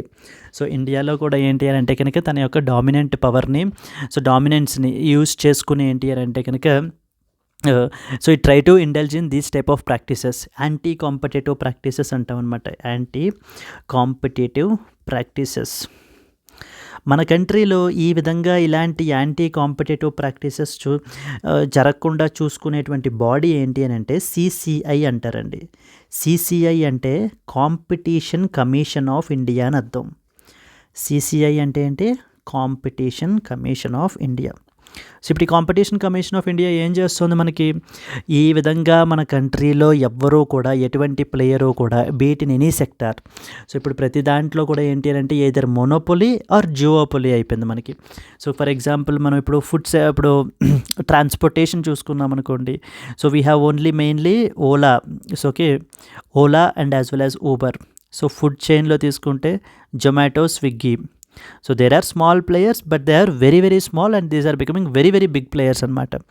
So okay, Ola, Uber. అదే search ఇంజన్లో తీసుకుంటే only we have the Google. Payments డొమైన్లో తీసుకుంటే we have the PhonePe, Google Pay, అంతే. So ఇవే మనకి ఏంటి అని అంటే కనుక ఈ విధంగా డ్యూయోపొలీ అంటారనమాట. ఇద్దరు కలిసి ఏంటంటే కనుక మార్కెట్ని లీడ్ చేస్తూ మనకి ఒక్కొక్కసారి యాంటీ కాంపిటేటివ్ ప్రాక్టీసెస్ జరగకుండా చూసుకోవడానికి మన కంట్రీలో ఉన్నటువంటి రెగ్యులేటర్ ఏంటి అని అంటే Competition commission of India. Very very important organisation. So okay, ఈ కాంపిటీషన్ కమిషన్ ఆఫ్ ఇండియా వాళ్ళు రీసెంట్గా ఒక రెవల్యూషనరీ ఐడియాతో అయితే వచ్చారండి. ఎందుకంటే కాంపిటీషన్ కమిషన్ ఆఫ్ ఇండియా ఇప్పుడు ఏదైనా ఒక పర్టికులర్ కంపెనీ యాంటీ కాంపిటేటివ్ ప్రాక్టీస్లో ఇండల్జ్ అయ్యింది అని చెప్పి దాని మీద ఒక పర్టికులర్ ఫైన్ ఇంపోజ్ చేసిన లేదా ఒక ఆర్డర్ ఎక్సర్సైజ్ చేసిన ఈ పెద్ద కంపెనీస్ ఏం చేస్తున్నాయి అని అంటే కనుక సో ఏదో ఒక లూప్ హోల్ని వెతుక్కుని so they are trying to escape from the implementation of the order. అర్థమవుతుంది కదా. ఇప్పుడు ఈ పర్టికులర్గా మనం కంపెనీస్ తీసుకుంటే కనుక వాళ్ళు ఏంటంటే వాళ్ళ మీద మనం ఏదైనా ఇప్పుడు కాంపిటీషన్ కమిషన్ వాళ్ళ మీద ఏదైనా ఆర్డర్ ఇచ్చినా కూడా ఈ పెద్ద పెద్ద కంపెనీస్ ఏం చేస్తున్నాయంటే సో వాళ్ళ యొక్క ఆ లూప్ హోల్స్ ఏవైతే ఉన్నాయో వాటిని యూస్ చేసుకుని so they are trying to come out easily, they are trying to escape easily, or we can say they are not implementing the orders that are issued by competition. ఎఫెక్టివ్గా monitor చేయలేకపోతుంది అనమాట Competition commission. అందుకని రీసెంట్గా వీళ్ళు ఒక revolutionary ఐడియాతో వచ్చారు, something called as independent ఏజెన్సీస్ని ఎస్టాబ్లిష్ చేస్తోందండి. ఇప్పుడు సిసిఐ ఇండిపెండెంట్ ఏజెన్సీస్ని ఎస్టాబ్లిష్ చేస్తారట. Independent agencies can be anything, it can be any third party observers అనమాట. ఇప్పుడు ఆ థర్డ్ పార్టీ అబ్జర్వర్స్కి మనం ఏంటంటే కనుక సిసిఐ ఆర్డర్ కాపీ అనేటువంటిది ఇచ్చేస్తారు. ఇప్పుడు ఆ థర్డ్ పార్టీ అకౌంటెంట్ అయితే ఇప్పుడు చిన్న ఫర్మ్ అయితే ఒక అకౌంటెంట్కి ఇస్తారు, సో ఒక పెద్ద ఫర్మ్ అయితే ఒక థర్డ్ పార్టీ కంపెనీకి ఇస్తారనమాట. ఆ కంపెనీ ఇప్పుడు ఎవరి మీద అయితే మనం సిసిఐ ఆర్డర్ ఇష్యూ చేసిందో వాళ్ళు దాన్ని ఇంప్లిమెంట్ చేసే విధంగా చూసుకునే బాధ్యత ఏంటంటే ఇప్పుడు ఆ ఇండిపెండెంట్ ఏజెన్సీది. ఎప్పటికప్పుడు సిసిఐకి రిపోర్ట్ అప్డేట్ చెప్తూ సో వాళ్ళ చేత ఇంప్లిమెంట్ చేయించే విధానంగా చూసే విధంగా సిసిఐ అనేటువంటిది మనకి తీసుకుని వచ్చిందండి. అంటే ఇక్కడ మనం ఎందుకు చెప్తున్నాం అంటే ఇక్కడ ఏ విధంగా అయితే యూకేలో వాళ్ళ యూకే రెగ్యులేటర్స్ ఇప్పుడు మనకి గూగుల్ లాంటి కంపెనీస్ని యాంటీ కాంపిటేటివ్ ప్రాక్టీసెస్లో ఇండల్జ్ అయ్యాయి అని చెప్తున్నారో then immediately you should look into within our country what is happening. So మరి మన కంట్రీలో ఈ విధంగా ఏదైనా కంపెనీ యాంటీ కాంపిటేటివ్ ప్రాక్టీస్ చేసినట్లయితే కనుక ఎవరు చూస్తున్నారు అనేటువంటి విషయం మనకు తెలియాలి. That is known as competition commission of India. So competition commission of India వాళ్ళు ఏంటి అని అంటే కనుక ఇలాంటి యొక్క యాక్టివిటీస్ అన్నీ చూసుకుని మన మన కంట్రీలో ఫెయిర్ కాంపిటీషన్ ఉండే విధంగా మనకి ఏంటంటే సో చూస్తున్నారండి. So okay, I hope you have understood right. So ఏ విధంగా కాంపిటీషన్ కమిషన్ ఆఫ్ ఇండియా చూస్తుంది and at the same time మనకి ఇండిపెండెంట్ ఏజెన్సీస్ సో ఏ విధంగా దట్స్ అన్ ఐడియా అండి. ఇప్పుడు రీసెంట్గా మనకి ప్రపోజ్ చేస్తారా కొత్త ఐడియాని, ఇప్పుడు డౌన్ ద లైన్ అయితే ఇంప్లిమెంట్ చేస్తారని చెప్పేసి, సో దట్ మనకి we will have a good monitoring as well. అప్పుడు CCI ఇష్యూ చేసినటువంటి ఆర్డర్స్ని మనకి ఏంటంటే ఈ యొక్క ఇండిపెండెంట్ ఏజెన్సీస్ ఏవైతే ఎస్టాబ్లిష్ చేశారో సో వాళ్ళు మానిటర్ కూడా చేస్తారనమాట. Clear? Yes friends, let's go to that of the next article. Technical textiles will cross $10 billion in export. So okay, technical textiles will cross $10 billion in export అండి. So you should understand that technical textiles అంటే అర్థం ఏంటి అని అంటే కనుక basically those textiles so normal clothing పర్పస్కి so the normal పర్పస్కి కాకుండా so to achieve some functional ఏదో ఒక పర్టికులర్ పర్పస్కి సాల్వ్ చేయడానికి మనకి ఏంటి అని అంటే కనుక ఇది చేసినట్లయితే కనుక అలాంటి వాటిని మనం టెక్నికల్ టెక్స్టైల్స్ అంటాం. So like for example so fire fighters వాళ్ళకి ఏంటి అని అంటే కనుక so they need a separate kind of clothing. So ఓకేనా, వాళ్ళకి ఉండేటువంటి సో స్పెసిఫికేషన్స్ వేరు ఉంటాయన్నమాట. ఫర్ ఎగ్జాంపుల్ వాళ్ళకి heat and as well as radiation protection అనేటువంటిది ఉండాలి కదా. సో వాళ్ళకి ఏంటి అంటే కనుక వాళ్ళ యొక్క క్లోతింగ్ అనేటువంటిది సెపరేట్ కంప్లీట్లీ మనకు ఉండాలి. అలాగే లైక్ బుల్లెట్ ప్రూఫ్ జాకెట్స్ అంటాం కదా, బుల్లెట్ ప్రూఫ్ వెస్ట్స్. సో అవి కూడా మనకి ఏంటి అంటే అలాంటి ఒక స్పెసిఫిక్ పర్పస్ని అచీవ్ చేయడానికి, ఒక స్పెసిఫిక్ ఫంక్షన్ని ఫుల్ఫిల్ చేయడానికి మనం ఏంటి అని అంటే కనుక ఆ యొక్క టెక్స్టైల్ని మనం ఇది చేసినట్లయితే అలాంటి టెక్స్టైల్స్ని మనకి టెక్నికల్ టెక్స్టైల్స్ అంటారనమాట. ఓకేనా, ఈ యొక్క టెక్నికల్ టెక్స్టైల్స్ యొక్క ఎక్స్పోర్ట్ అనేటువంటిది డెఫినెట్లీ $10 billion అయితే క్రాస్ అవుతుంది. సో బై ద ఇయర్ 2030 అని చెప్పేసి మనకి మన యొక్క యూనియన్ మినిస్టర్ ఫర్ టెక్స్టైల్స్ అయితే కనుక ప్రొజెక్ట్ చేస్తున్నారండి. లైక్ ఓకేనా, annual export of technical textiles will cross $10 billion by the year 2030 said the Giriraj Singh, union minister for textiles on Friday while inaugurating A conference and exhibition on technical textiles in New Delhi. So there is a huge scope for the exports as well అని చెప్పేసి మనకు చెప్తున్నారు. And the current market size మనం తీసుకున్నట్లయితే మన కంట్రీలో $25 billion is a domestic market size. So followed by the exports, annual exports మనం ఏంటి అంటే కనుక $2.6 billion అయితే చేస్తున్నాము. బై ద ఇయర్ 2030 నాటికి మనము $10 billion అయితే కనుక క్రాస్ అయితే చేయొచ్చు. And there is a huge demand for this technical textiles as well all over the world అని మనకి ఒక పాజిటివ్ ఆప్టమిస్టిక్ లుక్ అనేటువంటిది మనకి ఇస్తున్నారనమాట యూనియన్ మినిస్టర్ ఫర్ టెక్స్టైల్స్ అండి. So in this context you should know about what are technical textiles అనేటువంటి aspect మీకు తెలియాలి. సో ప్రజెంట్ మార్కెట్ సైజ్ అది కూడా మనకి ఎంత ఉంది, సో దెన్ నెక్స్ట్ వచ్చేసి ఏంటి అంటే కనుక ఎంత ప్రొజెక్ట్ చేస్తున్నారు అనేటువంటిది కూడా మనకి తెలియాలి. అండ్ అలాగే గవర్నమెంట్కి సంబంధించి ఒక టెక్నికల్ టెక్స్టైల్స్ని ప్రమోట్ చేయడానికి we have something National Technical Textiles Mission అని చెప్పేసి ఉందన్నమాట. Okay, so these are some of the important points with respect to this thing that you need to be aware of. Yes friends, that's it. I hope you are able to understand, right? So friends మనకి ఏంటి అని అంటే కనుక ఇది Hindu news analysis అండి. Hindu news పేపర్లో publish అయ్యే important ఆర్టికల్స్ని మనం ఈ వీడియోలో మనం అయితే చేస్తుంటాము. సో దెన్ అలాగనే మనకి అదర్ వెబ్సైట్స్ నుంచి like for example press information bureau, down to earth, Indian express, ఇలాంటి వాటి నుంచి మనకి ఏంటి అని అంటే కనుక ఇలాంటి వెబ్సైట్స్ నుంచి రకరకాల ఆర్టికల్స్ అయితే పబ్లిష్ అవుతూ ఉంటాయి. అవి కూడా కరెంట్ అఫైర్స్ అండ్ యూపీఎస్సీ పర్స్పెక్టివ్లో they are also very important. In order to cover these aspects మనం ఈ యూట్యూబ్ ప్లాట్ఫామ్లో మనం కవర్ చేయట్లేదు. దీనికి సంబంధించి ఒక dedicated comprehensive daily live class programme అయితే కనుక మనం చేస్తున్నామండి. సో ఓకేనా, I'll be the one who will take up the classes. అక్కడ నేనే క్లాసెస్ మీకు అయితే తీసుకోవడం జరుగుతుంది. అక్కడ మీకు ఏ విధమైన డౌట్ ఉన్నా కూడా మీరు నన్ను అడగచ్చు. బిగినర్ ఓరియంటెడ్గానే మనం ఏంటి అంటే కనుక so we assume that you know completely zero నుంచి మనం స్టార్ట్ చేసి so we will move forward. So కాబట్టి ఏంటి అని అంటే కనుక definitely even if you are an absolute beginner who don't know anything, so this course will be definitely helpful for you అనమాట. So okay, దీనికి సంబంధించి ఏంటి అని అంటే కనుక డైలీ లైవ్ క్లాసెస్ అనేటువంటివి ఉంటాయి. మనం అలాగే డైలీ పీడిఎఫ్స్ అనేటువంటివి ప్రొవైడ్ చేయడం జరుగుతుందండి. డైలీ పీడిఎఫ్స్ని ఇస్తాము. So then at the same time మనకి ఏంటి అంటే will be conducting you the quizzes, both monthly and as well as weekly క్విజెస్ని కండక్ట్ చేయడం జరుగుతుంది.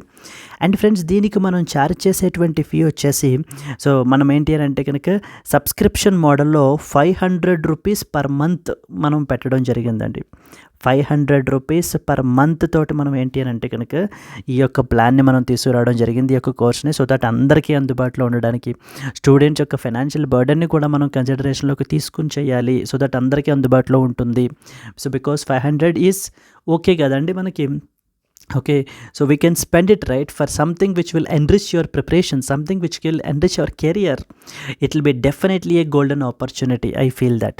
So yes అండి, ఒకవేళ ఇన్ కేస్ నువ్వు మీకు నిజంగా ఈ particular comprehensive daily live class కోర్స్లో మీకు జాయిన్ అవ్వాలి అని అనుకుంటే కనుక ఇక్కడ మనకి స్క్రీన్ మీద కనిపించేటువంటి నెంబర్కి మీరు కాల్ చేసినట్లయితే మీకు ఏ విధమైన డౌట్స్ ఉన్నా కూడా మీరు నన్ను అక్కడ అడగచ్చు. So we can move on with the current affairs preparation. Comprehensively మనం అన్ని ఇంపార్టెంట్ ఆర్టికల్స్ని కవర్ చేయడం జరుగుతుంది. సిమిలర్లీ అలాగే if you're an absolute beginner, NCERTs are the need of the hour అండి. ఎన్సీఆర్టీస్ని అయితే కనుక మనం బిల్డ్ చేయాలి అని చెప్తారు, బట్ చాలామందికి ఎన్సీఆర్టీస్ ఎలా కవర్ చేయాలని తెలియదు. So we have NCERT foundation course అయితే మనం లాంచ్ చేసాం. Like where we cover from classes 6th to 12th అయితే కవర్ చేస్తాము. ఇక్కడ మనము ఫీ మనం ఛార్జ్ చేసేటువంటి 10,000 రూపీస్ అండి, but you can get it at 5,000 rupees only, discounted price. So ఈ కోర్స్ మీకు ఏంటంటే లైఫ్ టైం వ్యాలిడిటీ తోటి వస్తుంది. ఇక్కడ స్క్రీన్ మీద కనిపించేటువంటి నెంబర్కి మీరు కాల్ చేసినట్లయితే మీకు ఏ విధమైన డౌట్స్ ఉన్నా కూడా మీరు క్లియర్ చేసుకుని, సో మీరు you can join in to the best possible course for you and you can enrich your preparation. Yes friends, that's it అండి for today. Let's see the today's question. Consider the following countries. 1 United States, 2 UK, 3 Japan, 4 Israel, 5 Australia. Which of the above countries is or are part of the Quad? So క్వాడ్లో మనకి ఏవేమి member countries? USA, UK, Japan, Israel, Australia. So okay, 1, 2, 3 only. So 1, 3, 4 only, and then 1, 3, 5 only, and as well as all of the above are members of the Quad. So if you know the answer, please comment your answer and at the same time, if you have liked the video, please like it, and let's meet again tomorrow in the next analysis. Until then, happy learning, all the best, bye bye, take care Andy.